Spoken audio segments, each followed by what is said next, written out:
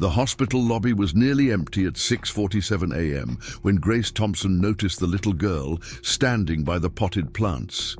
Cedar Grove Medical Center had that peculiar morning quiet where the night shift was ending and the day staff hadn't quite taken over. Grace had been working the reception desk for 12 years, and she'd learned to spot when something wasn't right. The girl couldn't have been more than 8 years old, wearing a pale blue hospital gown under an oversized winter coat. Her bare feet made no sound on the polished floor as she approached the desk. Grace leaned forward slightly, her reading glasses sliding down her nose. "Honey, are you lost? Where's your mummy?" The girl glanced over her shoulder, then stepped closer to the desk. Her lips barely moved as she whispered, "Help me." Those two words, spoken so softly Grace almost missed them, changed everything. The child's eyes held a terror that Grace had never seen in all her years at the hospital. This wasn't a lost patient or a scared kid looking for their parent. This was something else entirely. Before we jump back in, tell us where you're tuning in from. And if this story touches you, make sure you're subscribed, because tomorrow I've saved something extra special for you. Sarah Carter had always believed that Cedar Grove Medical Center would be their salvation. After her husband Michael died from pancreatic cancer 2 years ago, she'd thrown herself into work, picking up extra shifts in the cardiac unit to pay, mounting medical bills. When Emma started showing symptoms of a rare autoimmune disorder 6 months later, it felt like the universe was playing a cruel joke. But then Dr. James Mitchell entered their lives. And for the first time in years, Sarah felt hope. Dr. Mitchell was everything you'd want in a pediatric specialist. At 52, he had silver hair that made him look distinguished rather than old, and his office walls were covered with degrees from Johns Hopkins and research awards that Sarah couldn't even pronounce. He had a way of explaining Emma's condition that made it seem manageable, almost routine. "Your daughter has Williams-Morrison syndrome," he'd explained during their first consultation, his voice gentle but authoritative. "It's rare, affecting maybe 1 in 200,000 children, but I've been developing a new treatment protocol that's showing remarkable results." Sarah had cried with relief. Finally, someone who understood, someone who could help. Emma's condition required constant monitoring. Her immune system would randomly attack her own tissues, causing unpredictable flare-ups that could affect any organ. Some days she was fine, running around like any 8-year-old. Other days, she could barely get out of bed, her joints swollen and her energy depleted. Dr. Mitchell suggested admitting Emma to the hospital's research wing for what he called an observational study period. "We need to understand her patterns," he explained, adjusting his wire-rimmed glasses. "The more data we collect, the better we can tailor her treatment. And with you working nights here at the hospital, it's actually quite convenient." The research wing occupied the entire 4th floor of Cedar Grove Medical Center's East Building.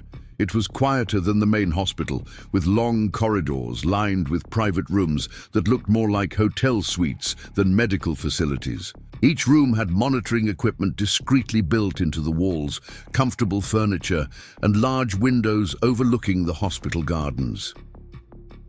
"This is perfect," Sarah had said, helping Emma unpack her stuffed animals and books. "Dr. Mitchell can keep an eye on you, and I can visit during my breaks." Emma hadn't said much that first day. She arranged her belongings carefully on the bedside table. Her father's watch that no longer worked, a photograph of their old house, and Mr. Whiskers, the grey stuffed elephant she'd had since she was 3. The first week passed uneventfully. Dr. Mitchell visited twice daily, always carrying his leather-bound notebook and a small digital recorder. He would sit in the chair beside Emma's bed, asking questions about how she felt, what she'd eaten, whether she'd slept well. His questions seemed strange sometimes, not just about her physical symptoms, but about her dreams, her fears, her memories of her father. "Tell me about the day your daddy got sick," he'd say, his pen poised over the notebook. "I don't remember much," Emma would reply, fidgeting with Mr. Whisker's worn ear. "Memory is fascinating in children," Dr. Mitchell would explain to Sarah later. "Trauma can affect immune response in unexpected ways. Understanding Emma's psychological state is crucial to her treatment." It made sense to Sarah. Everything Dr. Mitchell said made sense. The changes began subtly. First, it was the scheduling. Dr. Mitchell explained that Emma's monitoring needed to be more intensive, requiring specialized tests during off hours when the equipment wasn't in use. "The circadian rhythm affects immune function," he told Sarah. One evening, as she was preparing for her shift, "I need to observe Emma during different sleep cycles. The testing room in the basement has the proper equipment, and it's quieter there at night." Sarah hesitated. "The basement? Isn't that mostly storage?" Dr. Mitchell smiled reassuringly. "We've converted part of it into a specialized testing facility. It's actually quite advanced. We can monitor brain waves, stress hormones, immune markers, all in real time. The data will be invaluable for Emma's treatment." The first basement session was scheduled for a Tuesday night. Sarah kissed Emma goodbye at 10 p.m., promising to check on her during her 2 a.m. break. Emma clutched Mr. Whiskers tighter than usual. "Do I have to go downstairs?" she asked quietly. "It's just some tests, sweetheart," Sarah assured her. "Dr. Mitchell will be with you the whole time." But when Sarah went to check on Emma during her break, the testing room was locked. A sign on the door read, "Testing in progress. Do not disturb." Through the small window, she could see machines humming and lights blinking, but Emma wasn't visible from her angle. The next morning, Emma was back in her room, quieter than usual. When Sarah asked about the tests, Emma just shrugged. "It was dark," she said finally, "and cold." "Well, basements are like that," Sarah replied, smoothing Emma's hair. "But the tests will help Dr. Mitchell figure out how to make you better." Over the following weeks, the basement sessions became more frequent. Dr. Mitchell explained that he was seeing patterns in Emma's stress responses that could be key to understanding her condition. He showed Sarah charts and graphs that looked impressive, even if she didn't fully understand them. "See this spike here?" He'd point to a line on a graph. "This shows Emma's cortisol levels during REM sleep, and this correlation with her inflammatory markers. It's groundbreaking, really. No one has documented this relationship before." Sarah nodded, feeling both proud that her daughter was contributing to medical research and guilty that she couldn't be there during the sessions. Her night shifts were non-negotiable. They needed the extra income, and the hospital was short-staffed. Emma grew increasingly withdrawn. She stopped playing with the other children in the pediatric ward. She barely touched her meals. When Sarah visited, Emma would cling to her, begging to go home. "Just a few more weeks," Sarah would promise. "Dr. Mitchell says you're making incredible progress." But progress toward what? Emma began having nightmares, waking up screaming about darkness and cold metal and being alone. Dr. Mitchell prescribed mild sedatives to help her sleep. "Completely normal," he assured Sarah. "The stress of hospitalization can affect children differently. The medication will help her rest, which is crucial for immune function." One Thursday evening, Sarah was called away for an emergency in the cardiac unit, just as Emma was being prepared for another basement session. "I'll be back as soon as I can," she promised Emma, who looked unusually pale. "Please don't leave me," Emma whispered. But Sarah was already being paged again. "Dr. Mitchell will take good care of you," Sarah said, hurrying out. That night's session lasted longer than usual. Sarah couldn't get away from the cardiac unit until nearly 4 a.m. When she finally reached the basement testing room, it was empty. She found Emma back in her room, curled into a tight ball on her bed, Mr. Whiskers pressed against her chest. "Emma," Sweetie, what's wrong? Emma didn't answer. Her eyes were open but unfocused, staring at something Sarah couldn't see. The next morning, Dr. Mitchell reviewed the night's data with unusual excitement. Remarkable results, he kept saying, showing Sarah printouts covered in complex waveforms. Emma's stress response patterns are unlike anything in the literature. This could revolutionize how we understand pediatric autoimmune disorders. But is it helping her get better? Sarah asked, watching Emma pick listlessly at her breakfast. Medical breakthroughs take time, Dr. Mitchell replied. Trust the process. Trust, that's what it all came down to. Sarah trusted Dr. Mitchell because what choice did she have? He was the expert. He had the degrees, the experience, the answers, and she was just a tired, overwhelmed single mother trying to keep her daughter alive. The morning Grace Thompson saw Emma in the hospital lobby was 3 months into the study. Sarah had worked a double shift and was sleeping in the staff break room. Dr. Mitchell was supposed to be monitoring Emma, but somehow the little girl had slipped out of her room, taken the elevator down 4 floors, and made her way to the main reception area. Standing there in her hospital gown and oversized coat, her father's old winter jacket that she'd insisted on keeping in her room, Emma looked smaller than her 8 years. Her bare feet were red from the cold hospital floors, and her hair hung in tangles around her pale face. Grace had seen a lot during her years at Cedar Grove Medical Center. She'd comforted grieving families, helped confused elderly. Preparing and narrating this story took us a lot of time. So if you are enjoying it, subscribe to our channel. It means a lot to us. Now back to the story. Patients and calmed, anxious visitors. But something about this child made her instincts scream that this was different. "Help me," Emma whispered again, glancing toward the elevator. Banks as if expecting someone to appear. Grace came around the desk, kneeling to Emma's level. "What's wrong, honey? Are you hurt?" Emma shook her head, then stopped as if unsure how to answer. "He says it's for research," she whispered, "but I don't want to go back to the basement." "Who says that? Where's your room?" "Dr. Mitchell. He's coming. He'll find me.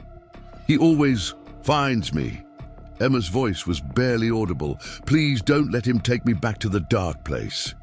Grace felt her chest tighten. She knew Dr. Mitchell. Everyone did. He was brilliant, dedicated, often worked late into the night on his research, but the terror in this child's eyes was real. "What happens in the basement, sweetheart?" Emma glanced around again, then leaned closer. "Tests. He says they're tests, but they hurt, and I can't breathe sometimes, and the walls move, and there are sounds that make my head feel broken." Tears began sliding down her cheeks. "Mommy doesn't know. She thinks he's helping me, but I'm getting worse. I can feel it inside." Grace made a decision. She guided Emma behind the reception desk, out of sight from the main lobby, and reached for her phone. But before she could dial, she heard the elevator ding and looked up to see Dr. Mitchell stepping out, his white coat pristine, his expression calm but alert as he scanned the lobby. "Keep quiet," Grace whispered to Emma, feeling the child trembling beside her. Grace gave a quick summary of the situation while keeping Emma close beside her. Dr. Mitchell attempted to maintain his professional demeanor, speaking about treatment protocols and research parameters, but the officers were more interested in what Emma had to say. Officer Daniel Martinez had seen a lot in his 15 years on the force, but something about the way the little girl pressed herself against the receptionist made his protective instincts flare. He knelt down to Emma's level, keeping his voice gentle. "Hi there, I'm Officer Dan. What's your name?" Emma whispered her response, barely audible. Officer Martinez nodded, then looked up at Dr. Mitchell. "Sir, I'm going to need you to step back while we speak with the child." Dr. Mitchell's composure cracked slightly. "Officer, I must insist you understand the medical complexity here. Emma has Williams-Morrison syndrome, an autoimmune condition that causes neurological symptoms, including hallucinations and paranoid ideation. I have complete documentation. That may be, Officer Martinez interrupted, but right now we need to follow procedure. Detective Rivera is on her way, and she'll want to speak with everyone involved. The lobby had begun to fill with early morning staff and visitors, creating a growing audience. Grace noticed how Dr. Mitchell's eyes darted around, assessing the situation. She tightened her protective hold on Emma. Detective Ana Rivera arrived. Within minutes, her experienced eyes taking in the scene immediately. She was known throughout Cedar Grove for her work with child welfare cases, and she had a reputation for seeing through facades that fooled others. "Let's move this to somewhere more private," she suggested, noting the gathering crowd. "Is there a conference room nearby?" Security led them to a small meeting room just off the main lobby. Detective Rivera positioned herself between Emma and Dr. Mitchell, her body language clearly protective. "Now," she said, pulling out a digital recorder, "let's start from the beginning. Emma, can you tell me what's been happening?" Emma looked at Grace, who nodded encouragingly. "It's okay, sweetheart. Tell the detective what you told me." Slowly, haltingly, Emma began to speak. She described the basement room with no windows, the machines that made her head hurt, the way the walls seemed to close in during what Dr. Mitchell called environmental stress testing. She talked about the injections that made her feel strange, different from her regular medications, and the times she couldn't move or speak, but could still hear everything around her. "He wrote everything down," Emma said, her voice growing slightly stronger, "in his special notebook, and he recorded videos. He said I was helping science, but it didn't feel like help. It felt like being a mouse in a cage." Dr. Mitchell attempted to interject several times, but Detective Rivera silenced him with a raised hand. "You'll have your chance to speak, Doctor. Let her finish." Emma continued, describing nights when she woke up in the basement room, not remembering how she got there, sessions where Dr. Mitchell would show her disturbing images while monitoring her responses, and experiments that seemed designed to frighten rather than heal. "Last night was the worst," Emma said, tears flowing freely now. "The room got smaller and smaller. I couldn't breathe. The air felt thick, and there were sounds. Horrible sounds that made my bones hurt. I thought I was going to die." He just stood there watching, writing notes. When I begged him to stop, he said my fear response was exceptional data. Detective Rivera turned to Dr. Mitchell. "Your turn, Doctor. I'd like to hear your explanation for these allegations."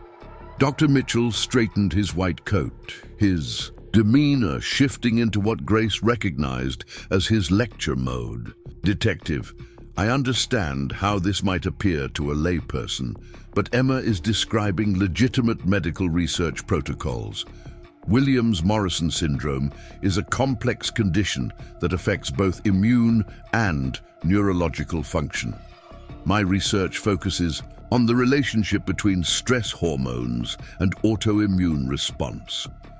He pulled out his phone, swiping through documents. "I have full IRB approval for my study, informed consent from Emma's mother, and extensive documentation of all procedures." What Emma describes as frightening experiences are actually carefully controlled environmental conditions designed to measure physiological responses. "And the basement room?" Detective Rivera asked. "A specialized testing facility. The equipment there is sensitive and requires isolation from the electromagnetic interference present in the main hospital. The walls closing in that Emma described is a perception caused by the medication she receives, a documented side effect that we're actually studying as part of the research." Detective Rivera made notes, her expression neutral. "And what about this recording Emma mentioned?" For the first time, Dr. Mitchell appeared genuinely surprised. "Recording? I'm not aware of any recording. Patients aren't permitted electronic devices in the testing facility." Emma spoke up, her voice small but determined. The tablet, the one you used to show me pictures. You left it on the table when the nurse called you out. I knew how to use it because it's like Mommy's. I pressed the red circle and hid it under my gown. Dr. Mitchell's face went pale. Detective Rivera leaned forward. And where is this tablet now, Emma? In my room, under Mr. Whiskers. I put it there when we came back upstairs. Detective Rivera stood. Officer Martinez, please accompany security to retrieve this tablet from Emma's room. Doctor, she stood up, plastering on her professional smile. Good morning, Dr. Mitchell. Early rounds today? His eyes swept the lobby again before settling on her. Good morning, Grace. I'm looking for one of my patients, Emma Carter. She seems to have wandered from her room. You haven't seen a little girl, have you? Grace's heart hammered, but her voice remained steady. No, doctor. It's been quiet down here. Maybe she went to the cafeteria. Some of the kids do that when they wake up early. Dr. Mitchell studied her for a moment, and Grace had the unsettling feeling he could see right through her lie. Then he smiled, but it didn't reach his eyes. Of course. I'll check there. If you do see her, please call the 4th floor immediately. She's quite ill and shouldn't be wandering unsupervised. He turned toward the cafeteria, and Grace waited until he disappeared around the corner before looking down at Emma. The little girl was crying silently, her whole body shaking. He does things, Emma whispered, in the basement with machines. He says it's to study my sickness, but it makes me feel like I'm dying. Last night, she stopped, unable to continue. Grace knelt beside her again. What happened last night? The room got smaller, the walls moved in, and there was no air. I couldn't breathe, and he just watched and wrote in his book. He said fear responses are important data. Emma grabbed Grace's hand. Please, please don't make me go back. Grace's decision was instant and irreversible. She grabbed her phone and dialed 911, keeping her voice low but urgent. This is Grace Thompson at Cedar Grove Medical Center. I need police here immediately. I have a child who's disclosed abuse by a staff member. Yes, I'll stay with her. Main lobby reception desk. Please hurry. As she ended the call, she saw Dr. Mitchell returning from the cafeteria direction. His pace quickened. He'd spotted them. Emma pressed closer to Grace, a whimper escaping her lips. There you are, Dr. Mitchell said, his voice carrying that same professional calm. Emma, you had us all worried. Come now, let's get you back to your room. Your mother will be very concerned. Grace stood, positioning herself between the doctor and the child. I've called security, Dr. Mitchell, and the police. Emma has made some serious allegations that need to be investigated. For just a moment, something flickered in his eyes. Surprise, perhaps, or calculation. Then his expression smoothed back into professional concern. I'm afraid Emma's condition includes episodes of confusion and paranoia. It's well documented in her chart. These delusions are actually part of what we're studying. Then I'm sure you'll have no problem explaining that to the authorities, Grace replied, not moving. Dr. Mitchell took a step closer. Grace, you don't understand the complexity of Emma's case. Her disease affects her perception of reality. What she interprets as frightening is actually carefully controlled therapeutic intervention. I have all the proper authorizations, her mother's consent, ethics board approval. Stop! Grace held up her hand. Save it for the police. Behind them, Emma had curled into herself, making herself as small as possible. She whispered something Grace couldn't hear, but Dr. Mitchell apparently did. His face changed, a flash of something dark crossing his features before he controlled it. What did you say? He asked Emma directly.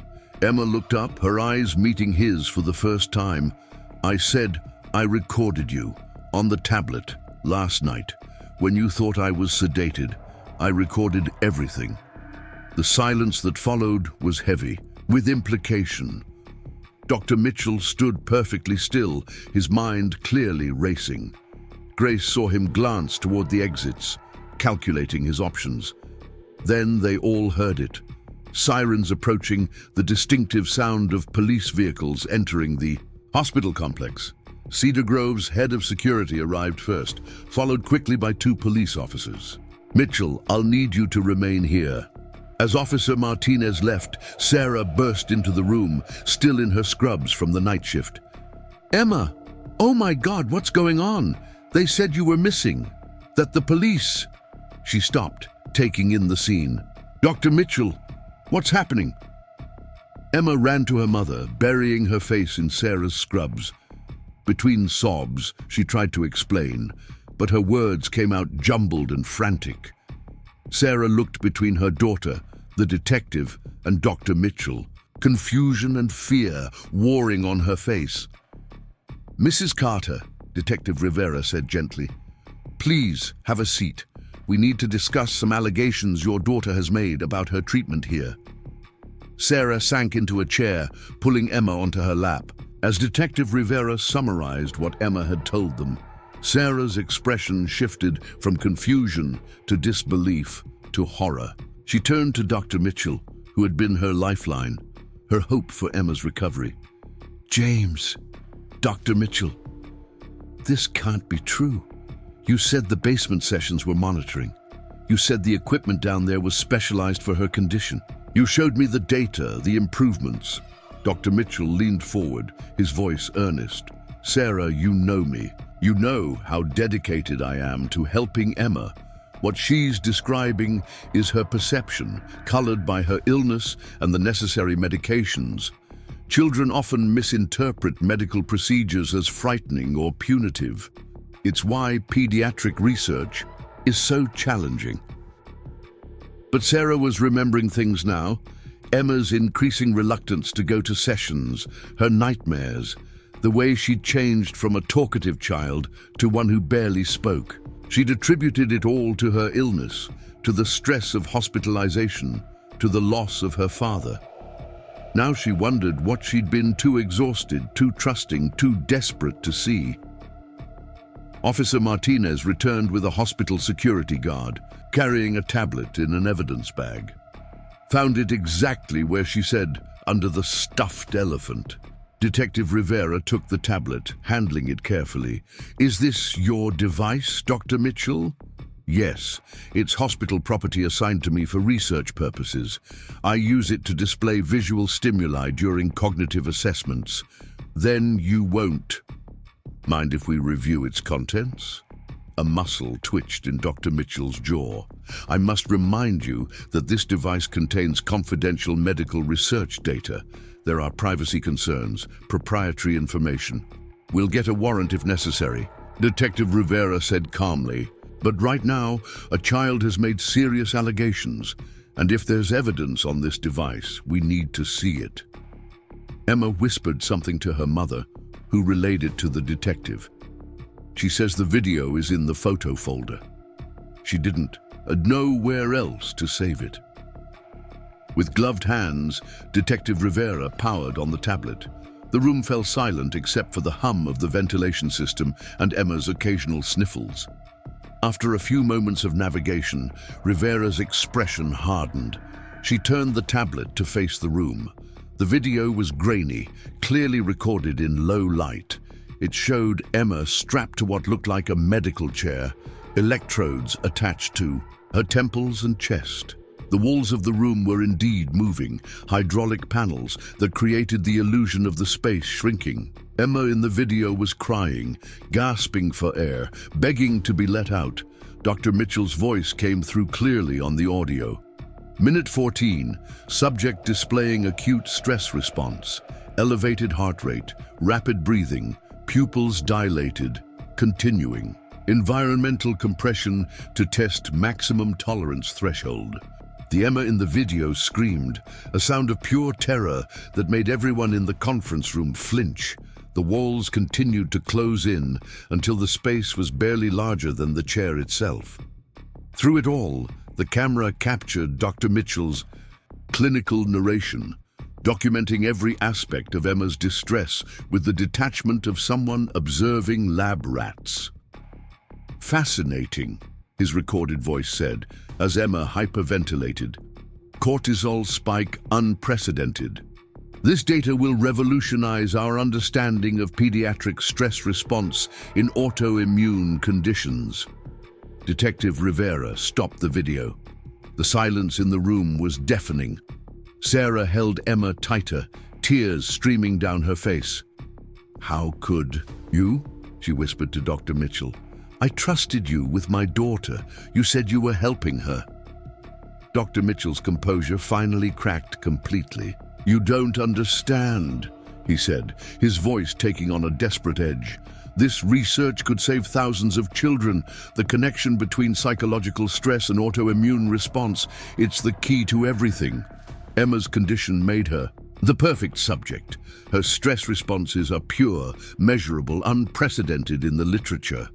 "She's not a subject," Sarah said, her voice shaking with rage. "She's my daughter. She's a child. A child who was already dying, Doctor." Mitchell shot back. "Her condition is progressive, incurable with current treatments. My research could have changed that, not just for her, but for every child with autoimmune disorders. Sometimes science requires difficult choices." Detective Rivera had heard enough. "Dr. James Mitchell, you're under arrest for child abuse, assault, unlawful imprisonment, and violation of medical ethics. You have the right to remain silent." As Officer Martinez handcuffed Dr. Mitchell, the doctor continued to protest, speaking about the greater good, about scientific advancement, about how history would vindicate him. But no one was listening anymore. Their focus was on Emma, who had finally stopped crying and was looking at her mother with eyes that seemed far too old for an 8-year-old. "I'm sorry, Mommy," Emma whispered. "I tried to tell you before, but I didn't know how. He said you wouldn't believe me. He said it was all for my own good." Sarah held her daughter close, her own tears falling into Emma's tangled hair. "No, baby. I'm sorry. I'm so sorry.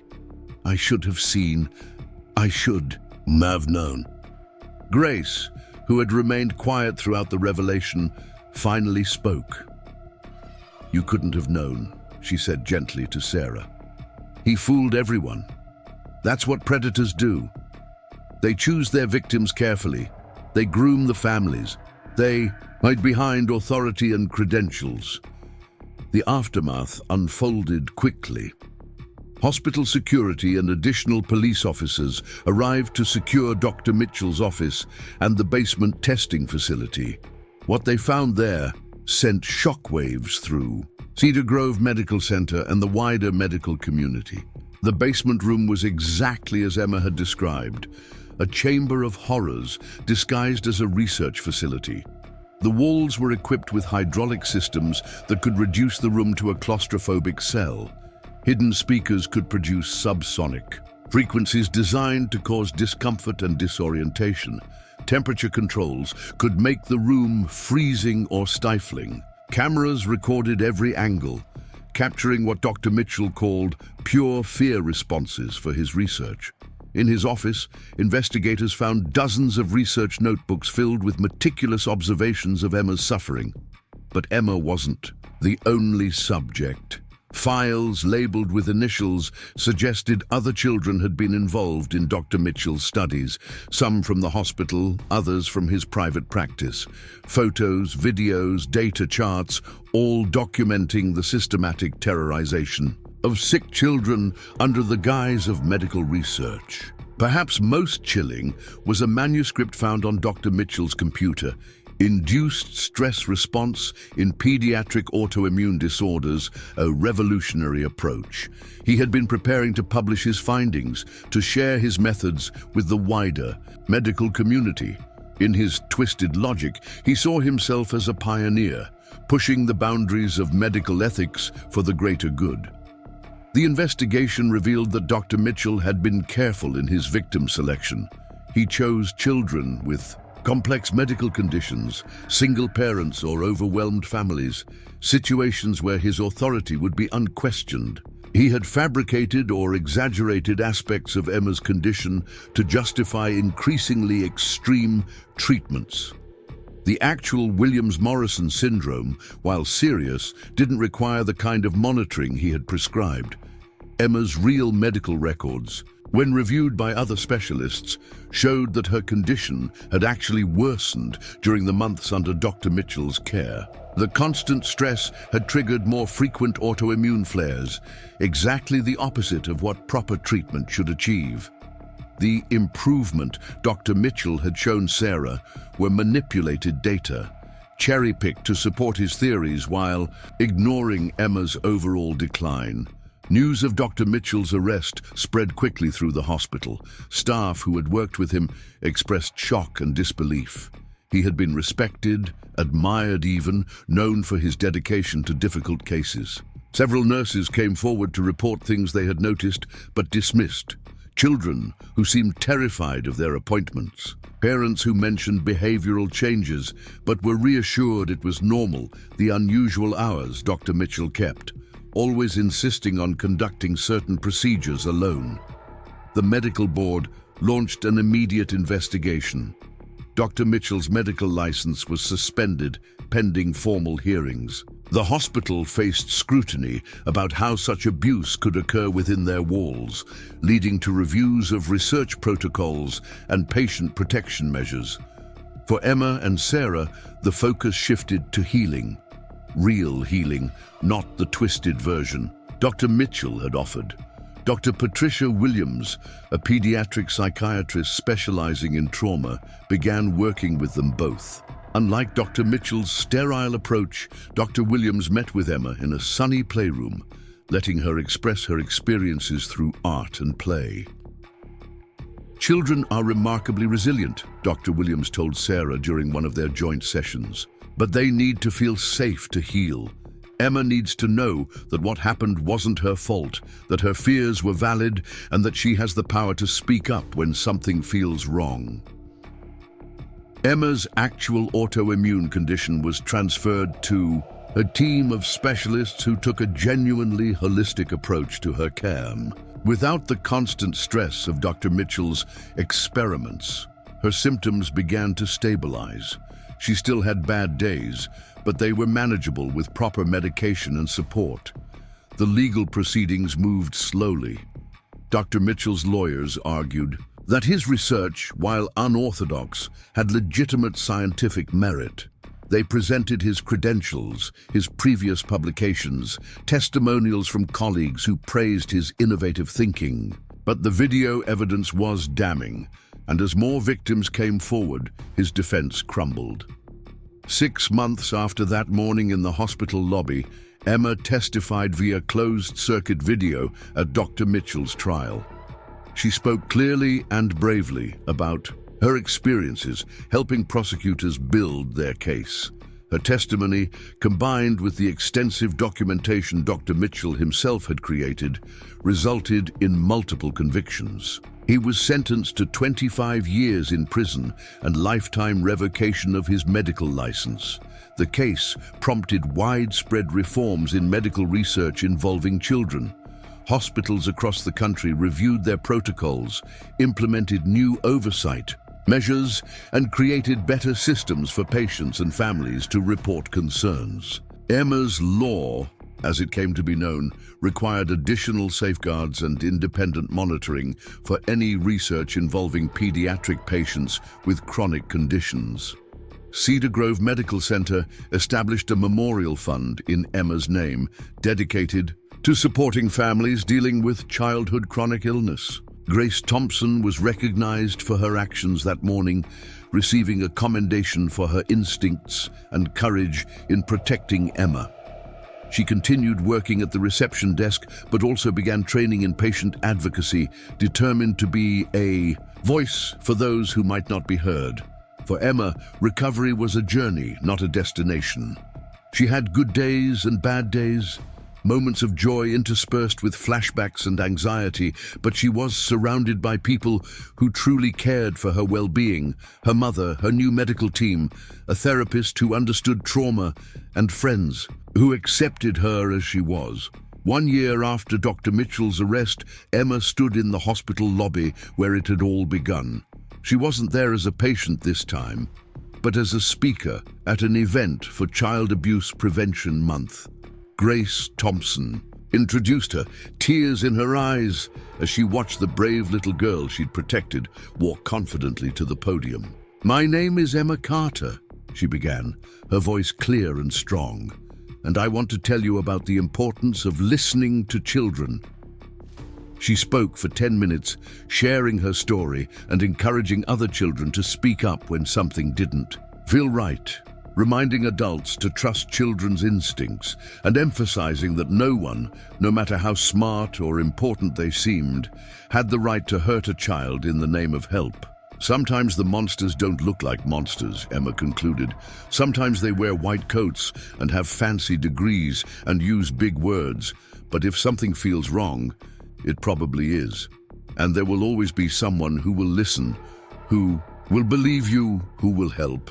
You just have to keep trying until you find them." As she stepped down from the podium to thunderous applause, Emma caught Grace's eye and smiled. They had both learned that morning that sometimes saving a life doesn't require medical degrees or complex procedures. Sometimes it just takes one person willing to listen to a child's whispered plea for help and the courage to act on it. Dr. Mitchell's research was ultimately discredited and destroyed, his name becoming synonymous with the violation of medical ethics. But from the ashes of his twisted experiments, new protections arose for vulnerable patients. Emma's voice, once silenced by fear and authority, had become a catalyst for change.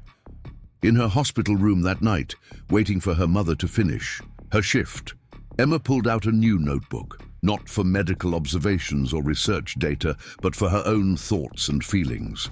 On the first page, she wrote, "My name is Emma Carter. I am 9 years old. I have Williams-Morrison syndrome, but that doesn't define me.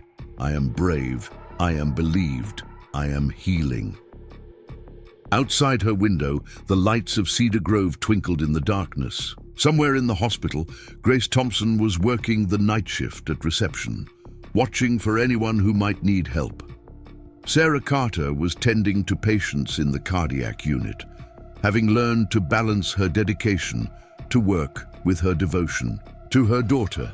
And in treatment centers across the country, other children were finding their voices, inspired by a little girl who had whispered, "Help me," and changed everything. The basement testing facility was permanently closed, converted into a meditation room for families dealing with medical crises. Where once there had been hydraulic walls and hidden cameras, there were now soft chairs, warm lighting, and windows that looked out onto a healing garden. A small plaque by the door read, "In memory of all children whose voices went unheard, in honor of Emma Carter, whose courage gave them voice."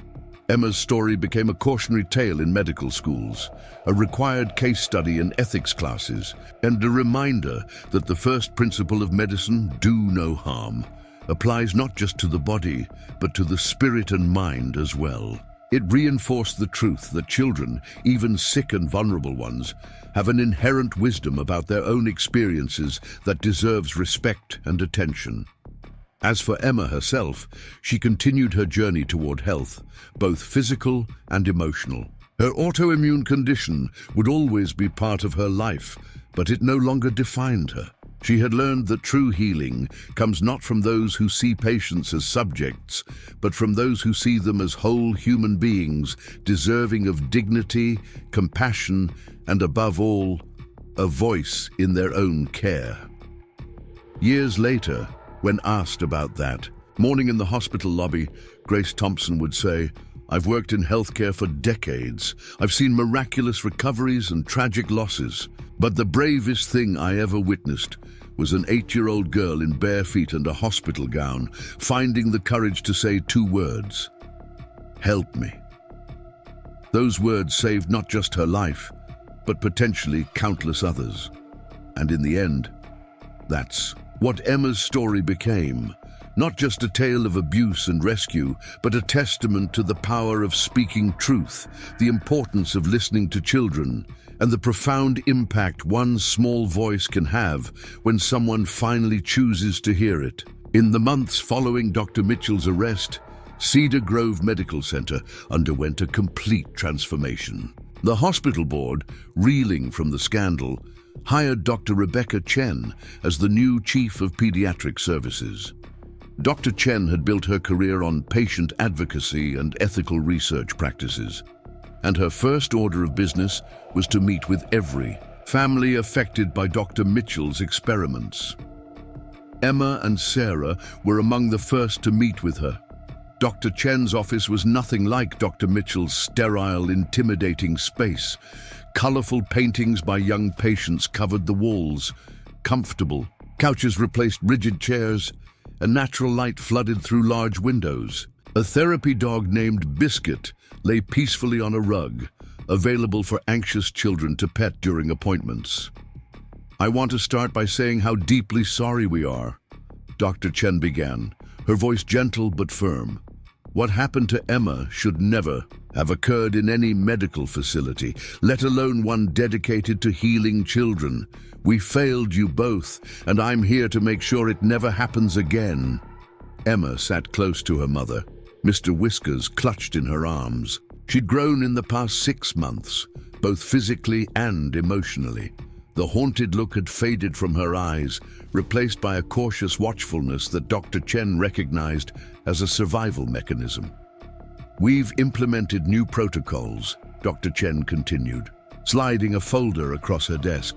"Every research project now requires multiple independent reviewers. No single doctor can have unsupervised access to pediatric patients, and we've created a patient advocate position specifically for children in long-term care." Sarah reviewed the documents, noting the extensive changes. "What about Emma's actual treatment? Dr. Mitchell falsified so much of her condition." Dr. Chen nodded.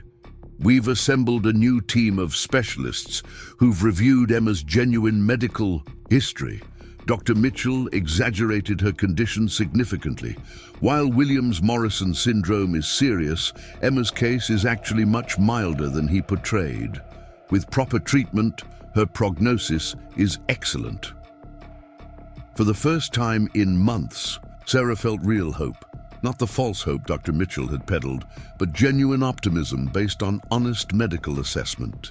The ripple effects of Emma's case spread far beyond Cedar Grove. Medical institutions across the country scrambled to review their research protocols, particularly those involving vulnerable populations.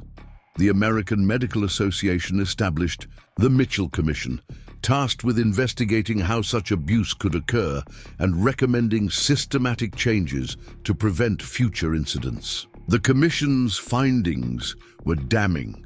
They revealed a culture that sometimes prioritized research advancement over patient welfare, where prestigious doctors could operate with minimal oversight, and where the voices of patients, particularly children, were often dismissed or ignored. Emma became an unexpected symbol of change.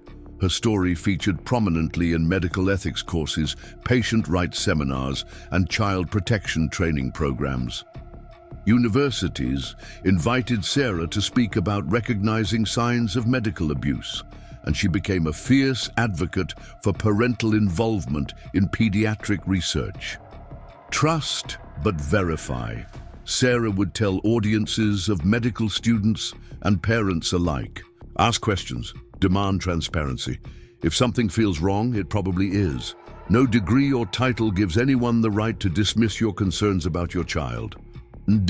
At Oakwood Elementary, Emma's classmates had initially treated her return with the awkwardness children often show around peers who've experienced trauma.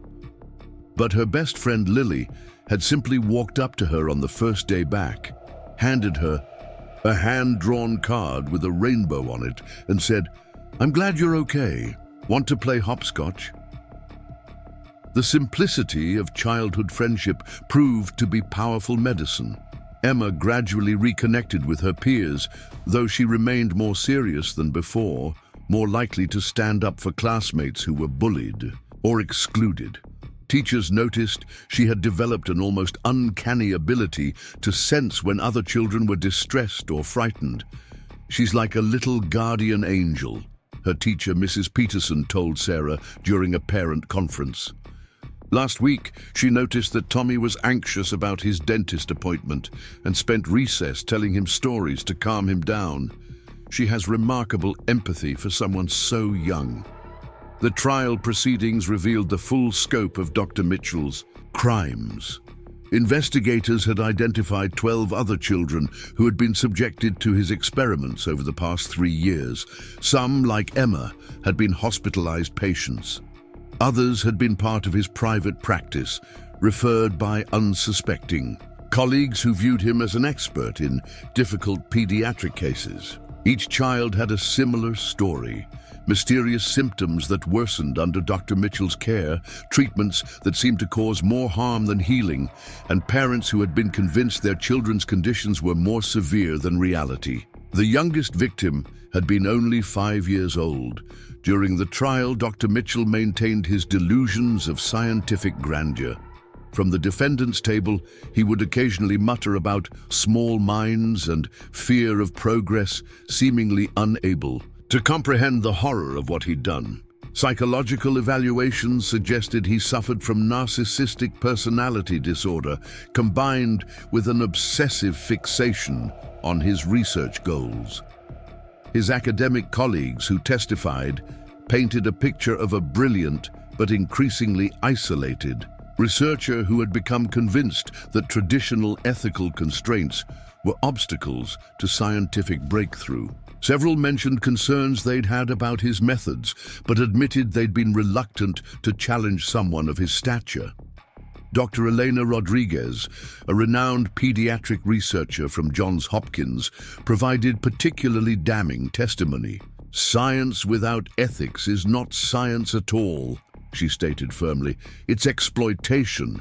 Dr. Mitchell crossed that line repeatedly and deliberately. His work has no scientific value because it was obtained through the torture of children. The victims' families formed an unexpected support network. They met monthly in a conference room at the community center, sharing their experiences and their children's recovery journeys. Sarah became an informal leader of the group, offering guidance to newer members navigating the complexity of trauma, therapy, and genuine medical care.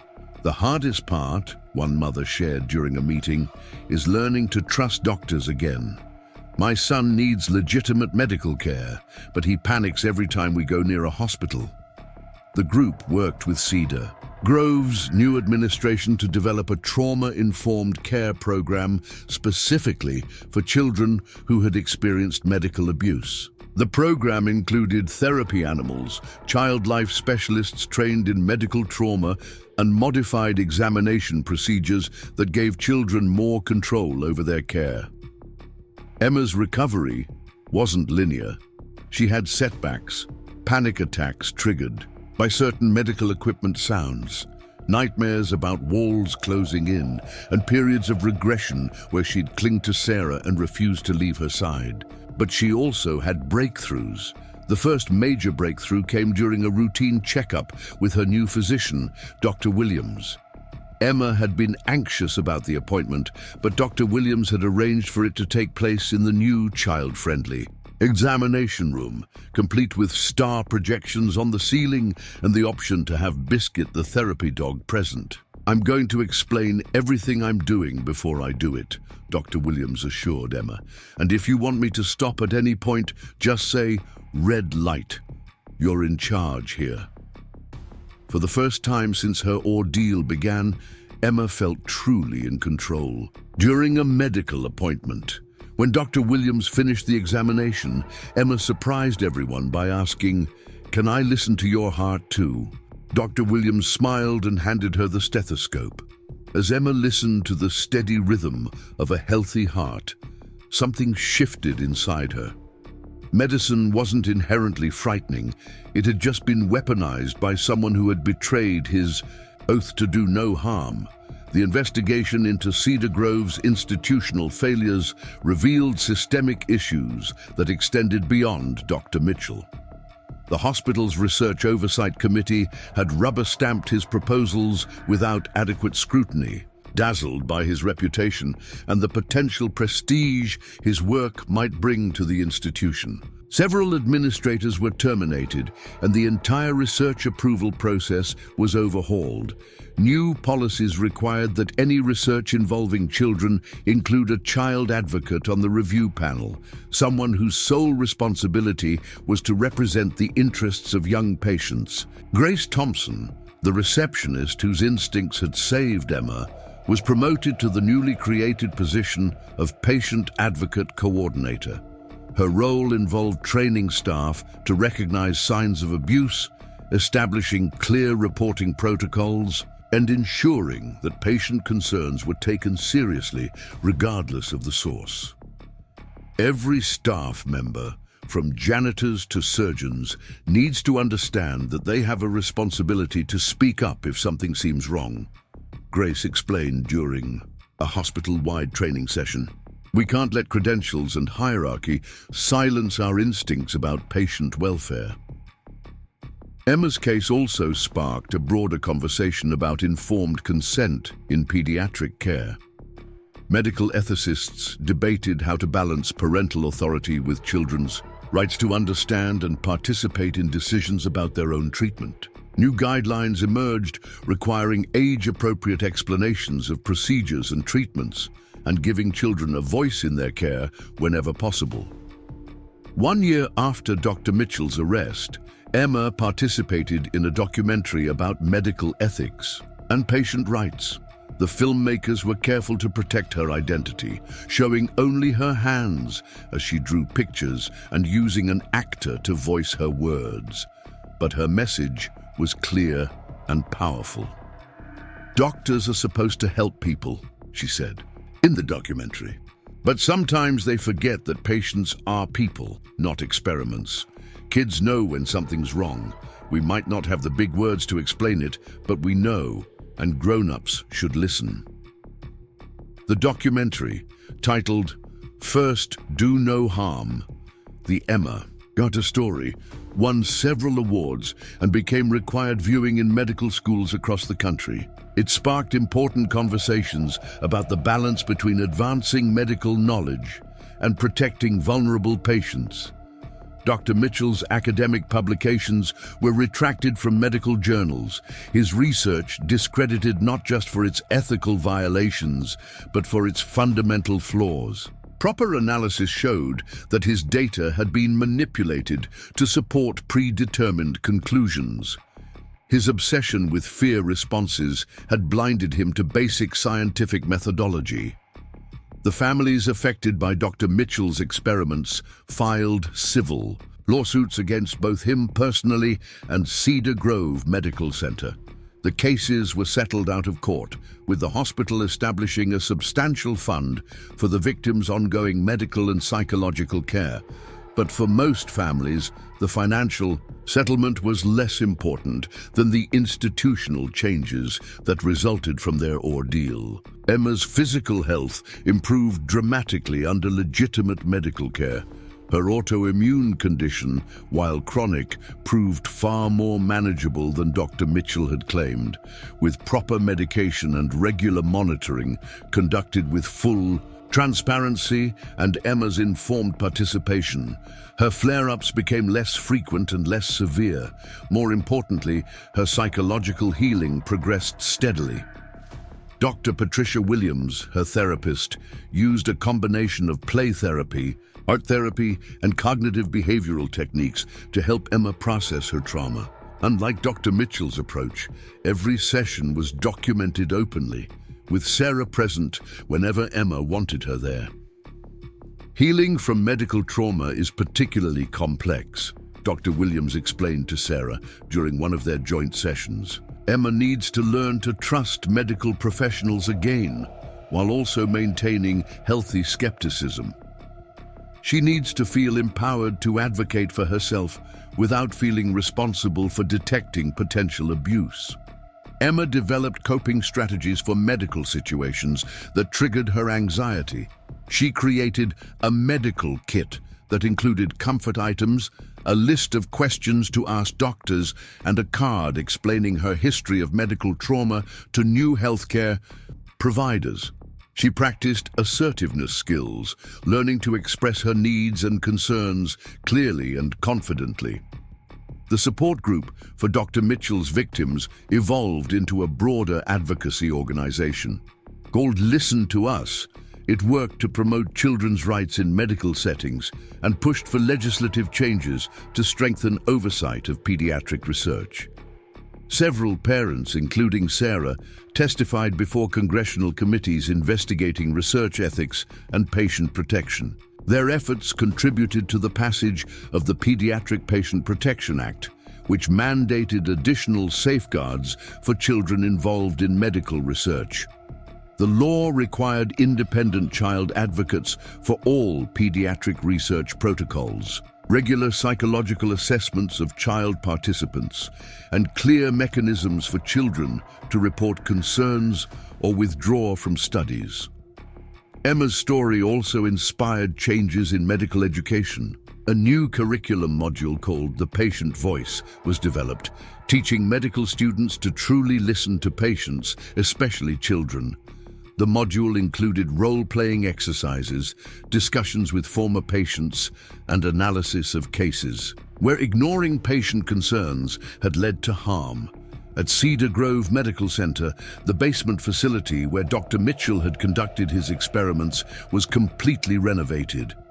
The windowless testing room was demolished, and the space was transformed into a bright, welcoming family resource center. Named the Emma Carter Family Healing Center, it provided support services for families dealing with childhood illness, including counseling, support groups, and educational resources.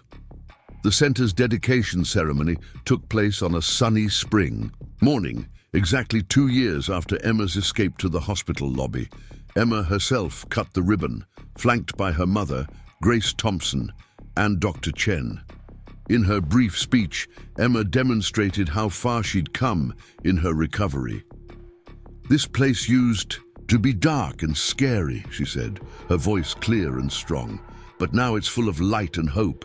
That's what happens when good people work together to fix something that was broken. Thank you to everyone who listened, who believed, and who helped make things better." The audience, which included hospital staff, patient families, and many of the people who had played roles in exposing Dr. Mitchell's crimes, erupted in applause. Several people wiped away tears, moved by the transformation of both the space and the brave young girl who had made it possible. As Emma grew older, she remained involved in patient advocacy work, but she also began to explore other interests. She discovered a love for creative writing, often using stories to process her experiences and help other children facing medical challenges. Her first published story, written at age 11, was about a magical hospital where the walls could talk and would warn children if a doctor wasn't really trying to help them. "Writing gives me power over my story," she explained to her therapist.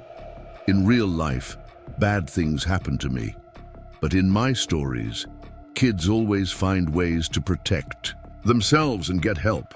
Maybe it will help other kids feel braver." The impact of Emma's case continued to ripple outward.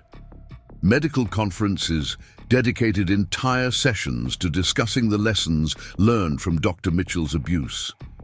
Research institutions developed new training programs focused on ethical decision-making and recognizing the warning signs of research misconduct. Several of Dr. Mitchell's former colleagues came forward with additional information about concerning behaviors they had observed but hadn't reported. Their testimonies led to a broader investigation of the culture that had allowed him to operate unchecked for so long. This resulted in systemic changes at multiple institutions, including mandatory reporting requirements for suspected research ethics violations. Sarah's advocacy work evolved as Emma's needs changed. She became a certified patient advocate and started working part-time at the hospital, helping other families navigate complex medical situations. Her unique perspective as both a healthcare worker and a parent who had experienced medical betrayal made her exceptionally effective in this role. "I can spot the red flags now," Sarah told new families she worked with. "The subtle signs that something isn't right, the ways that medical authority can be misused. My job is to help you feel empowered to ask questions, to trust your instincts, and to know your rights." The criminal case against Dr. Mitchell concluded with his conviction on multiple counts of child abuse, assault, and fraud. He was sentenced to 25 years in prison, with the judge noting that his abuse of his position of trust made his crimes particularly heinous. During his sentencing, victims and their families were given the opportunity to provide impact statements. Emma chose not to appear in court, but submitted a written statement that Sarah read aloud. "Dr. Mitchell took my trust and used it to hurt me. He made me afraid of the people who were supposed to help me get better, but he didn't win. I found my voice, and now I use it to help other kids find theirs. He's going to prison, but I'm free. I'm healing, I'm strong, and I'm not afraid anymore." The research community grappled with the implications of Dr. Mitchell's case. Legitimate researchers in pediatric stress and trauma had to work to rebuild trust and distinguish their ethical work from his abusive practices. New collaborative models emerged, emphasizing transparency, patient participation, and multiple oversight mechanisms. Dr. Rodriguez, who had testified at the trial, led an initiative to create international standards for pediatric research ethics.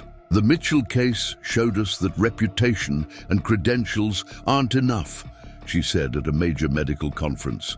"We need systems that protect vulnerable patients regardless of who the researcher is or how prestigious their institution might be." Emma's recovery journey wasn't without challenges. Adolescence brought new complications as she navigated normal teenage struggles alongside her history of trauma. There were periods when she questioned whether she wanted to remain involved in advocacy work, feeling burdened by being seen as the girl from the Mitchell case. During one particularly difficult period, she told her mother, "Sometimes I just want to be normal. I don't want to be brave or inspiring. I just want to be a regular kid who doesn't have to think about hospitals or doctors or helping other people all the time." Sarah understood. With Dr. Williams' guidance, they worked to help Emma find balance, honoring her experiences and the positive changes that had resulted from her courage, while also allowing her to just be a teenager when she needed to be. The 10th anniversary of Emma's escape from Dr. Mitchell's experiments arrived on a crisp October morning. Cedar Grove Medical Center had planned a commemoration event, but Emma, now 18 and preparing for college, had mixed feelings about attending. She sat at the kitchen table of their new home. They'd moved 3 years ago to create distance from daily reminders, stirring her coffee and considering the invitation. "You don't have to go," Sarah said, joining her daughter. The years had added silver streaks to Sarah's hair, but her eyes held a warmth that hadn't been there during the dark months of Dr. Mitchell's deception. "The hospital will understand if you want to skip it." Emma traced the rim of her coffee mug, a habit she'd developed during therapy sessions. "Part of me wants to see how different everything is now, but part of me never wants to set foot in that building again." The transformation Emma had undergone over the past decade was remarkable. The frightened 8-year-old who had whispered for help had grown into a confident young woman with plans to study psychology and creative writing in college. She'd chosen a university far from Cedar Grove, not to run from her past, but to explore who she might become beyond it. "I think I'll go," Emma decided. "Grace will be there and Dr. Chen, and maybe it's time to see that place without fear." The ceremony was held in the Emma Carter Family Healing Center, the space that had once been Dr. Mitchell's chamber of horrors. Sunlight streamed through new windows, illuminating walls covered with children's artwork and thank you notes from families who had found support there. The contrast to its former incarnation couldn't have been more complete. Grace Thompson, now Director of Patient Advocacy for the entire hospital system, embraced Emma warmly. "Look at you," she said, tears glistening. "When I think of that morning in the lobby..." "You saved my life," Emma said simply. "Not just by calling the police, but by believing me when no one else would." Dr. Chen approached, accompanied by a young doctor Emma didn't recognize. "Emma, I'd like you to meet Dr. James Park. He's our new research ethics coordinator, a position that exists because of you." Dr. Park shook Emma's hand with genuine respect. "Your case is the foundation of everything I do. Every research proposal that crosses my desk is evaluated against one question: would Emma Carter feel safe as a participant in this study? The ceremony itself was both somber and hopeful. Dr. Chen spoke about the institutional changes that had followed Emma's case, the multiple oversight committees, the mandatory trauma-informed training for all staff, the Children's Bill of Rights posted in every pediatric room. A state senator announced new legislation inspired by Emma's story, further strengthening protections for child patients. But the most powerful moment came when a group of children currently receiving treatment at the hospital presented Emma with a handmade book.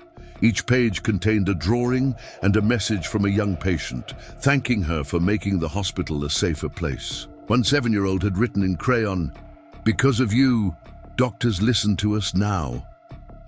Emma fought back tears as she turned the pages. This tangible evidence of positive change, of other children who would never endure what she had, made every difficult moment of the past 10 years worthwhile. After the ceremony, Emma asked for a private moment in the space. She stood in what had once been the testing room, now a cheerful playroom with soft carpet and bins of toys. Closing her eyes, she could almost summon the memory of hydraulic walls, closing in, of Dr. Mitchell's cold voice documenting her terror. But the memory had lost its power to paralyze her. "I won," she whispered to the ghost of her 8-year-old self. "We won." The ripple effects of Emma's case had spread far beyond Cedar Grove. Medical schools worldwide had incorporated her story into their ethics curriculum. The Emma Protocol, a standardized system for reporting and investigating concerns about patient treatment, had been adopted by hospitals across the country. Research journals now required additional documentation proving informed consent and ethical oversight for any studies involving vulnerable populations. Dr. Mitchell himself had become a cautionary tale in the medical community. After serving 8 years of his sentence, he'd been released on parole, but was permanently barred from practicing medicine or conducting research. Reports suggested he lived quietly in a small town, working as a bookkeeper. He had never expressed remorse for his actions, maintaining to the end that his research had been misunderstood. Some of his former colleagues had attempted to salvage legitimate insights from his work, carefully separating any valid observations from the unethical methods used to obtain them. This effort sparked heated debates in medical journals about whether any knowledge gained through abuse could ever be ethically used, even to prevent future harm. The other children Dr. Mitchell had experimented on had followed various paths to recovery. Some, like Emma, had become advocates for patient rights. Others had chosen to process their trauma privately, supported by the network of resources that emerged from the scandal. All had received comprehensive medical care to address both the conditions Dr. Mitchell had exploited and the damage his treatments had caused. Tommy Martinez, who had been 5 during his time as Dr. Mitchell's patient, was now a teenager with plans to become a pediatric nurse. "I want to be the person I needed back then," he told a documentary filmmaker creating a retrospective on the case. Someone who sees kids as whole people, not just symptoms to study. The legal precedents set by the criminal and civil cases against Dr. Mitchell and Cedar Grove Medical Center had strengthened patient protection laws nationwide. Hospitals now face significant liability for failing to properly oversee research. Activities and individual researchers could be held criminally responsible for ethics violations. Perhaps most significantly, the culture of medical hierarchy that had allowed Dr. Mitchell to operate unchecked had begun to shift. Young doctors were trained to speak up about concerns, regardless of a colleague's seniority or reputation. Nurses and support staff were empowered to report suspicious behavior without fear of retaliation. Emma's influence extended into unexpected areas. Child welfare workers began receiving training on recognizing medical abuse, a form of maltreatment that had been poorly understood before her case. Teachers learned to spot signs that a child might be experiencing trauma in medical settings. Even insurance companies modified their policies to cover second opinions when children or parents expressed concerns about treatment approaches. As Emma prepared for college, she reflected on how her traumatic experience had shaped her career aspirations. Her acceptance essay to the university psychology program had been both deeply personal and academically rigorous, exploring how childhood trauma could be transformed into purposeful action. "I don't want to be defined by what happened to me," she wrote, "but I can't deny that it opened my eyes to systemic failures that harm vulnerable people. I want to understand the psychological factors that allow institutional abuse to flourish, and more importantly, how we can create systems that protect those who can't protect themselves." Her essay had impressed the admissions committee, earning her not just acceptance, but a scholarship endowed by a foundation supporting survivors of institutional abuse. The scholarship came with mentoring opportunities and research funding for projects related to trauma recovery and prevention. Sarah had also found new purpose through their ordeal. Her work as a patient advocate had evolved into a consulting practice, helping hospitals develop family-centered care protocols. She had written a book titled Trust But Verify, A Parent's Guide to Navigating Children's Health Care, which became a bestseller among parents of children with chronic conditions. The book dedication read, "To Emma, who taught me that the smallest voices often speak the greatest truths, and to Grace Thompson, who showed us all the power of believing a child." Sarah had also remarried to David Park, a social worker she'd met through the support group for Dr. Mitchell's victims. David had brought stability and joy back into their lives, and Emma had gained two stepsisters who treated her not as a famous survivor, but simply as their cool older sister. The documentary about the Mitchell case, released on the 5th anniversary of his arrest, had won several awards and sparked nationwide conversations about medical ethics. Emma had participated anonymously, her face obscured and voice altered, but her words carried tremendous weight. "People ask me if I hate Dr. Mitchell," she had said in the documentary. "I did, for a long time, but hate is exhausting. Now I just feel sad for him. Sad that someone so intelligent could be so fundamentally broken that he saw children suffering as data points. I save my energy for making sure it never happens again." The filmmaker had also interviewed former colleagues of Dr. Mitchell, many of whom expressed deep regret for not acting on their concerns sooner. One senior physician, Dr. Margaret Foster, had been particularly candid. "We were dazzled by his brilliance, his confidence. We made excuses for behaviors that should have been red flags. The medical community has a tendency to protect its own, and children paid the price for our silence." These interviews led to the development of new training programs focused on recognizing and reporting colleague misconduct.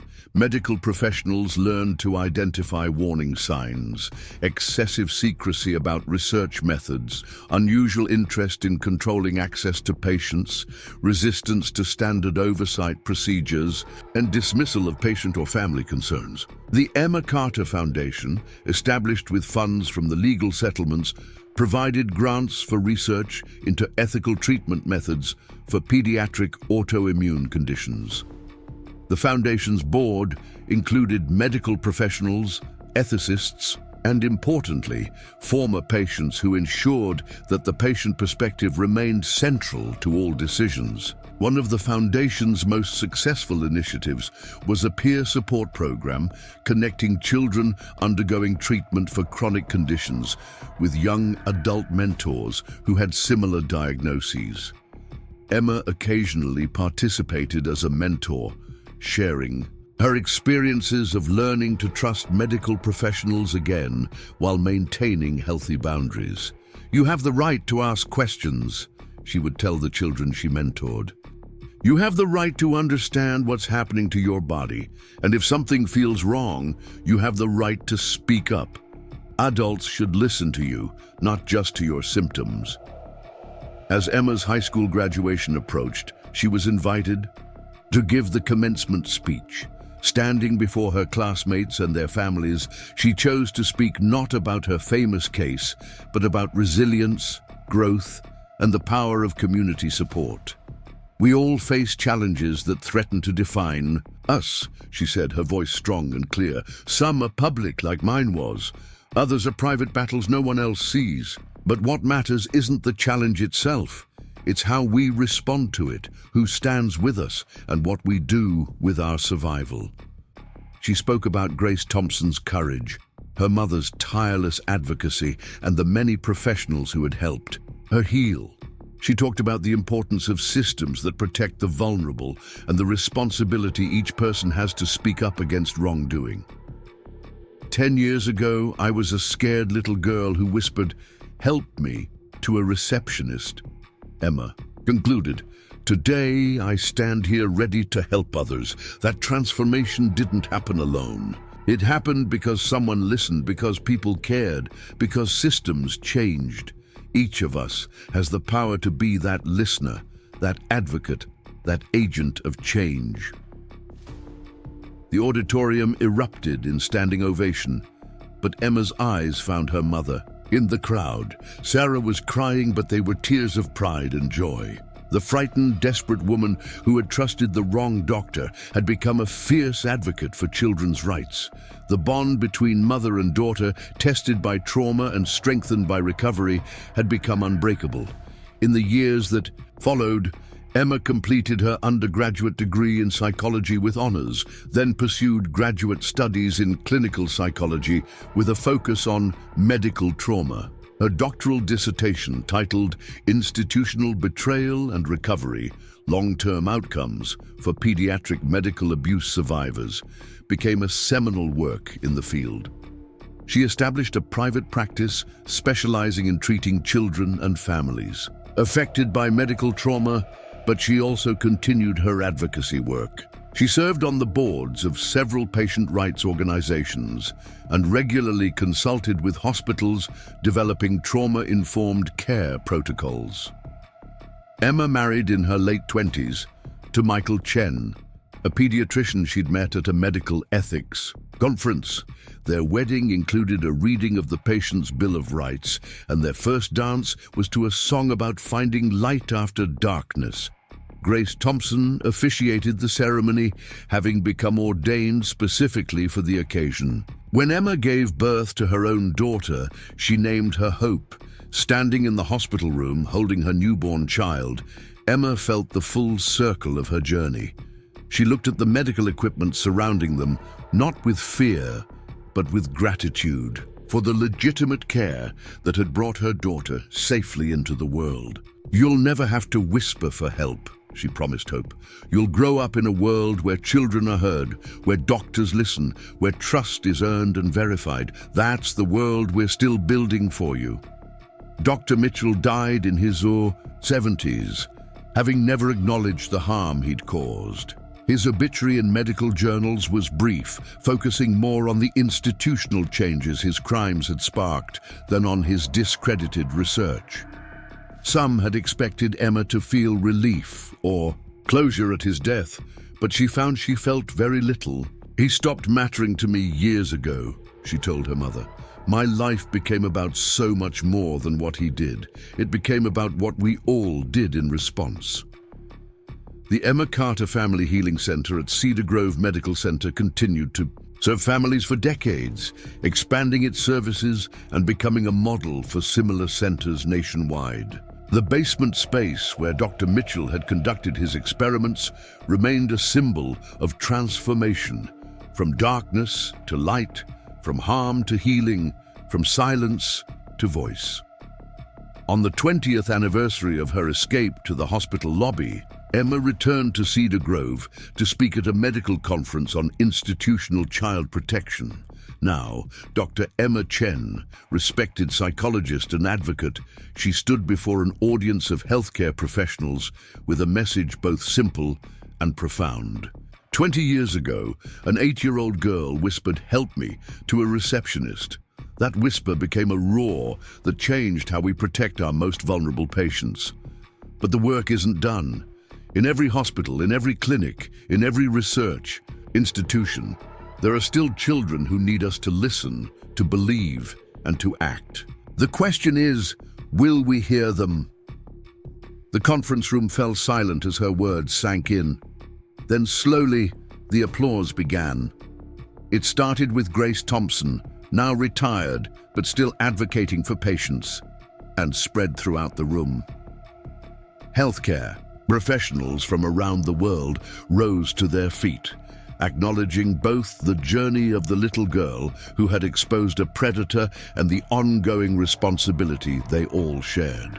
Emma smiled, thinking of her daughter Hope, now 10 years old and already showing signs of her mother's fierce compassion.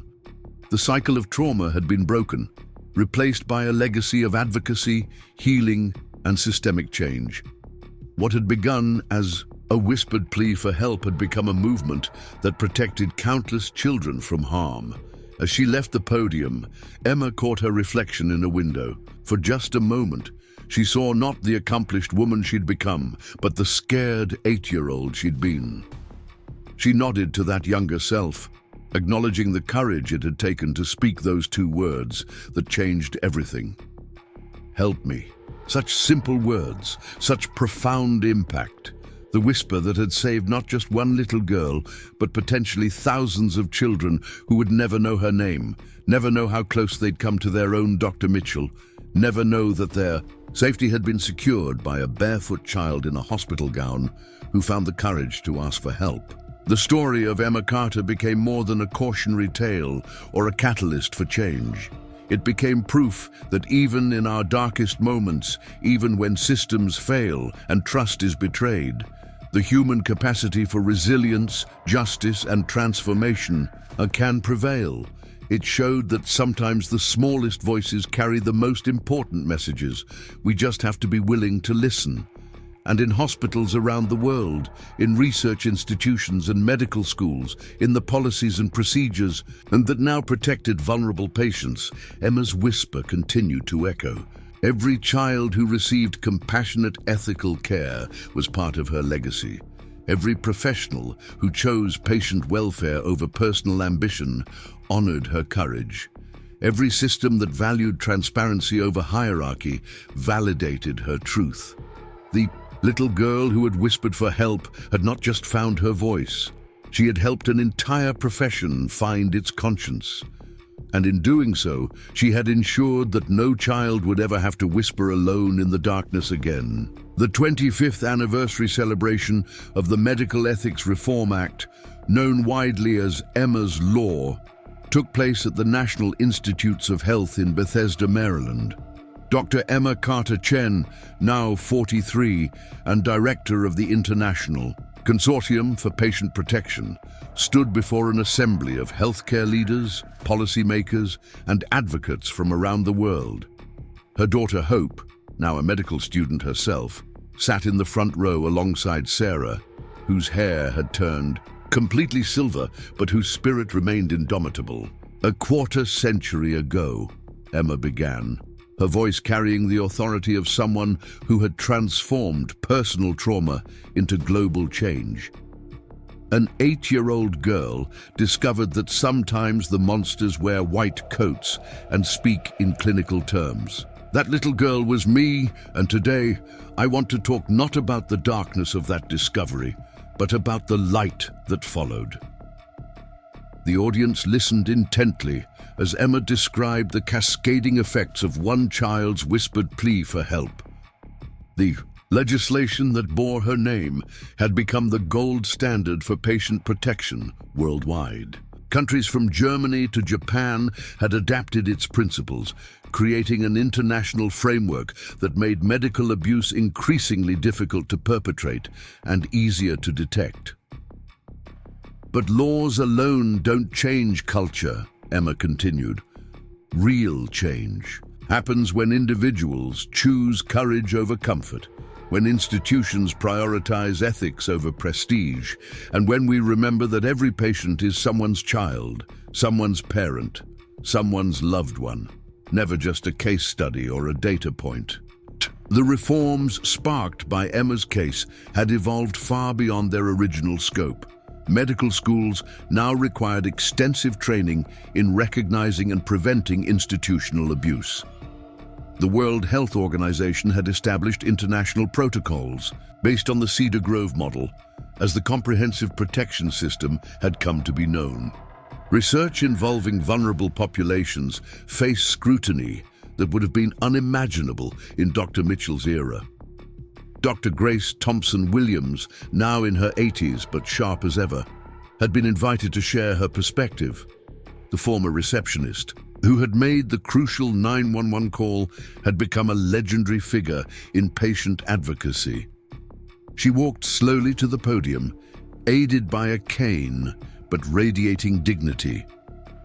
"People often call me a hero for making that phone call," Grace said, her voice still, strong. But the real hero was the little girl who found the courage to say "help me" to a stranger. "I simply did what any decent person should do. I listened, I believed, and I acted." The tragedy is that so many others had the opportunity to do the same and chose silence instead. Grace's words resonated deeply with the audience, many of whom had implemented reporting systems and whistleblower protections inspired by her actions. She concluded by announcing the establishment of the Grace Thompson Award for Moral Courage in Healthcare, to be given annually to healthcare workers who put patient safety above institutional pressure. The symposium included presentations from researchers around the world who had developed ethical alternatives to Dr. Mitchell's abusive methods. Dr. Samuel Peterson from Stockholm presented groundbreaking work on stress response in autoimmune conditions, achieved through voluntary participation and transparent methodology. His research had actually validated some of Dr. Mitchell's hypotheses about the connection between psychological stress and immune function, but proved they could be studied without causing harm. "The greatest irony," Dr. Peterson explained, "is that ethical research methods have yielded far more valuable data than Dr. Mitchell's torture ever did. When patients trust their providers and understand the research goals, they participate more fully and provide more accurate information. Fear corrupts data. Trust enhances it." Emma's daughter, Hope, now 25 and in her final year of medical school, had been invited to speak as a representative of the new generation of physicians. She approached the podium with a confidence inherited from both her mothers, Emma and her other mom, Dr. Michael Chen, who had adopted the use of "mom" to avoid confusion in their beautifully complex family. "I grew up hearing my mother's story," Hope began. "Not as a tale of victimhood, but as a masterclass in resilience and systemic change. I chose medicine not despite what happened to her, but because of what she did with what happened to her. My generation of physicians enters practice with a fundamentally different understanding of our obligations to patients. Hope described the medical school curriculum that had shaped her training, one that emphasized patient partnership, transparent communication, and ethical decision-making as core clinical skills rather than abstract concepts. She talked about simulation exercises where students practiced responding to ethical dilemmas, and the mandatory rotations in patient advocacy that gave future doctors first-hand experience with the patient perspective. We're taught that medical knowledge without ethical grounding is not just incomplete, it's dangerous, Hope continued. Every patient interaction is an opportunity to build trust or destroy it. My mother's story reminds us that the choice is always ours. The conference also featured a panel of former patients who had been part of Dr. Mitchell's research protocols. Now adults with their own careers and families, they shared diverse perspectives on recovery and justice. Some had channeled their experiences into advocacy work, while others had chosen to focus on private healing. All emphasized that there was no single right way to process medical trauma. Tommy Martinez, now a pediatric nurse practitioner, spoke about his work with children who had experienced medical trauma. I can spot the signs immediately, he said. The way they tense up when someone in a white coat enters the room, the hypervigilance, the careful way they watch every movement. I know these signs because I lived them, but I also know they can heal because I healed. The panel discussion revealed how Dr. Mitchell's victims had formed an informal network that extended far beyond the official support groups. They celebrated each other's milestones, offered support during difficult anniversaries, and collaborated on advocacy projects. Several had written books, created art installations, or developed therapeutic programs inspired by their experiences. We refuse to let Mitchell's actions define us, explained Maria Santos, who had been 7 when subjected to his experiments. But we also refuse to pretend it didn't happen. Our trauma is part of our story, but it's not our whole story. The connections we've built, the changes we've inspired, the lives we've touched, that's our real legacy. The international impact of Emma's case had led to the establishment of medical ethics monitoring systems in countries with widely different healthcare structures. Dr. Amara Okonkwo from Nigeria described how the principles of Emma's law had been adapted to address specific challenges in resource-limited settings, where power imbalances between providers and patients could be even more pronounced. The core insight from the Cedar Grove case, that institutional prestige must never override patient welfare, is universal, Dr. Okonkwo explained. But implementing protections requires understanding local contexts. We've developed community-based monitoring systems that empower traditional healers and family advocates alongside medical professionals. Similar adaptations had emerged across Asia, Latin America, and the Middle East. Each region had found ways to honor the spirit of Emma's law while respecting cultural differences in medical practice. The result was a global patchwork of patient protection systems, all traceable back to one little girl's whispered plea for help. The transformation of Cedar Grove Medical Center itself had become a case study in institutional redemption. Under the leadership of Dr. Chen and her successors, the hospital had evolved from a site of tragedy to a beacon of ethical medical practice. The Emma Carter Family Healing Center had expanded into a multi-story complex offering comprehensive support services for families navigating childhood illness. Dr. Patricia Williams, Emma's first therapist after the trauma, had established a training institute at Cedar Grove focused on treating medical trauma. Now in her 70s, she continued to teach and supervise new therapists. Her treatment protocols, developed through work with Emma and other survivors, had become the standard of care worldwide.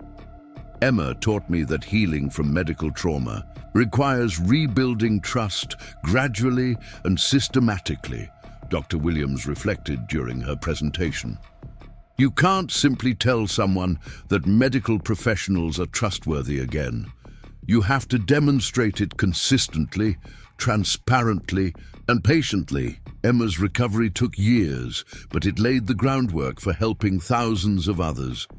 The conference included a special session on preventing institutional capture, the phenomenon where prestigious researchers or doctors become so integral to an institution's reputation that their misconduct is overlooked or excused. Business schools had begun teaching the Cedar Grove case alongside corporate scandal case studies, recognizing the universal patterns of institutional failure. Professor David Kim from Harvard Business School presented his analysis. The Mitchell case demonstrates how institutional narcissism, the organization's love affair with its own reputation, can blind leaders to obvious warning signs. The reforms that followed didn't just change policies, they fundamentally altered how medical institutions think about prestige versus principles. Technology had played an increasingly important role in patient protection. Anonymous reporting. Apps allowed patients and staff to flag concerns without fear of retaliation. AI systems analyzed patient feedback for patterns that might indicate systemic problems. Blockchain technology created immutable records of consent and treatment decisions. But speakers emphasized that technology could only supplement, not replace, human vigilance and moral courage. The most sophisticated monitoring system in the world is useless if people lack the courage to report concerns, noted Dr. James Park, Cedar Grove's research ethics coordinator. That's why we still begin every training session with Grace Thompson's story. Individual courage remains the cornerstone of institutional integrity. The conference's final day focused on emerging challenges. As medical research expanded into areas like genetic modification, neural interfaces, and AI-assisted diagnosis, new ethical frontiers emerged. Speakers discussed how the principles established after Emma's case could guide decision-making in these uncharted territories. Emma herself had become a leading voice in anticipatory ethics, identifying potential abuse patterns before they manifested. Her work with the International Consortium focused on creating protective frameworks for emerging medical technologies, ensuring that innovation didn't outpace ethical oversight. We can't prevent every possible form of abuse, Emma acknowledged in her closing address, but we can create systems that make abuse more difficult, detection more likely, and response more swift. We can foster cultures where patient welfare is genuinely prioritized over research ambition or institutional reputation. She paused, looking out at the assembly of medical professionals, researchers, and advocates. 25 years ago, I learned that people in positions of trust could use their power to harm those they were supposed to help.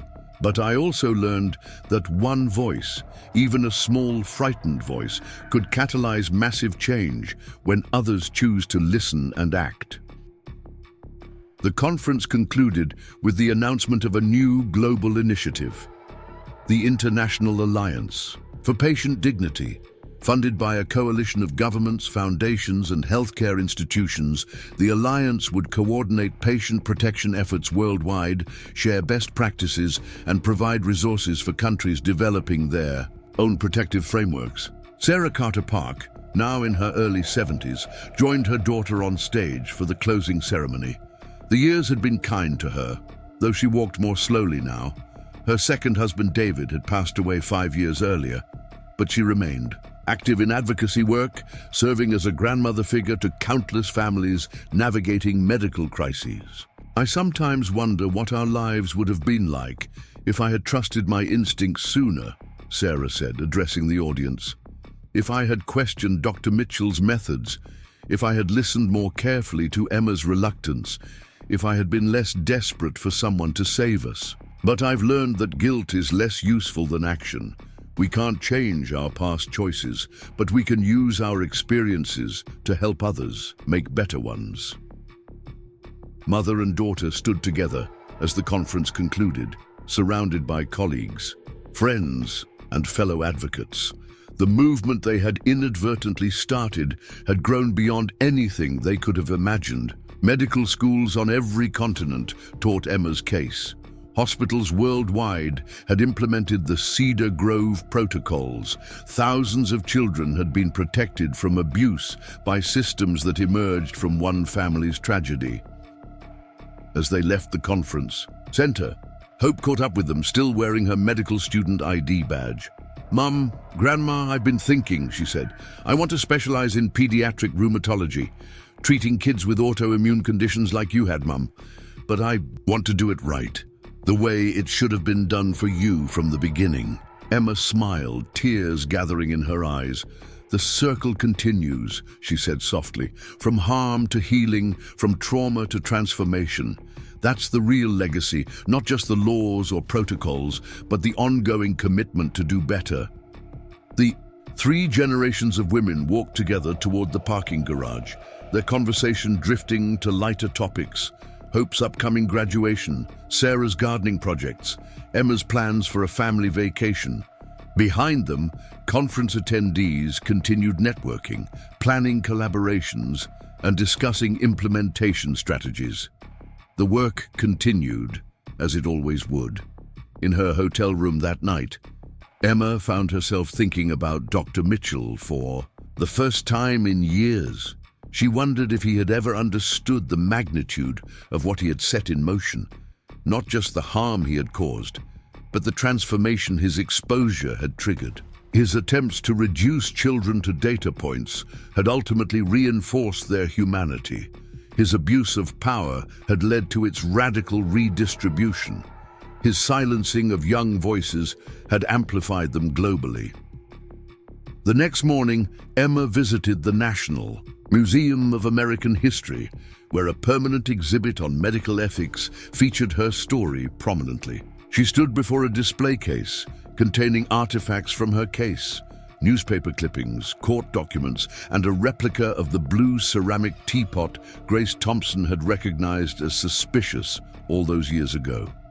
A group of middle school students on a field trip gathered around the exhibit, their teacher explaining the significance of Emma's case. One student raised her hand. "But why didn't anyone stop him sooner?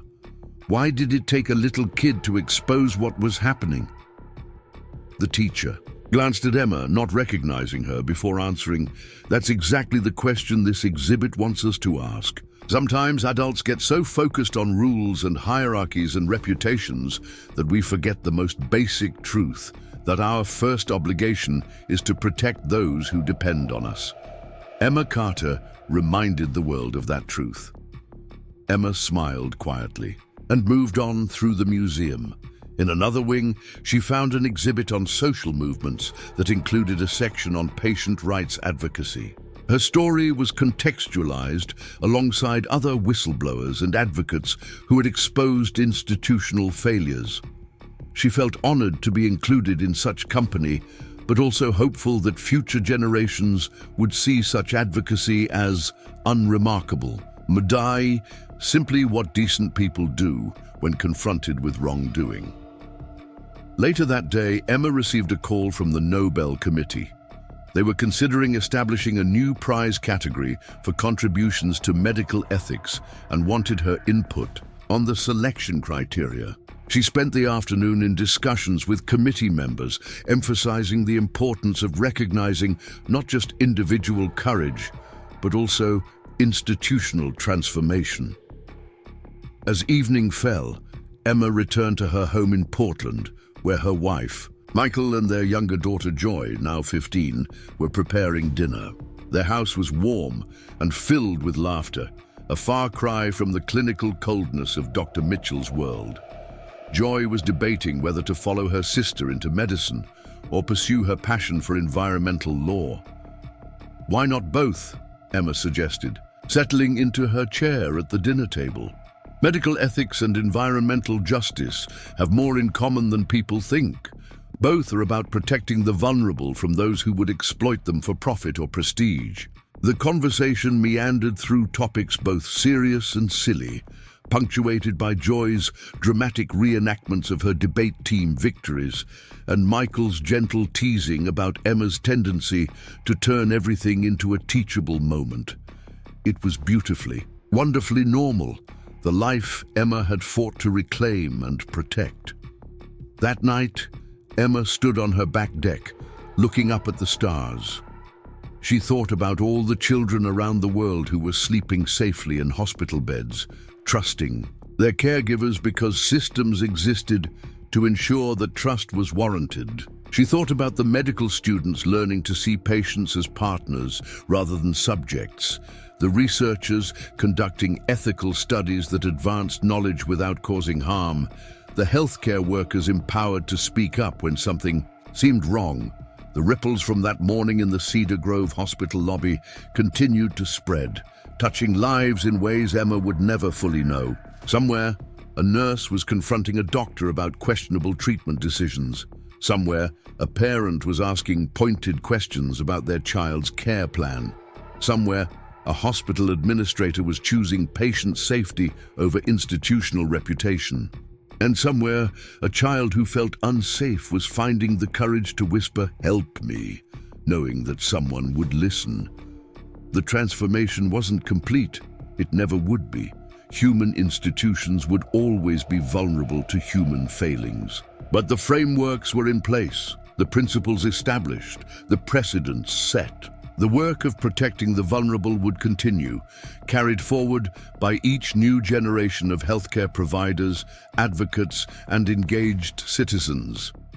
Emma went back inside, checking on Joy, who was already asleep, her debate notes scattered across her desk.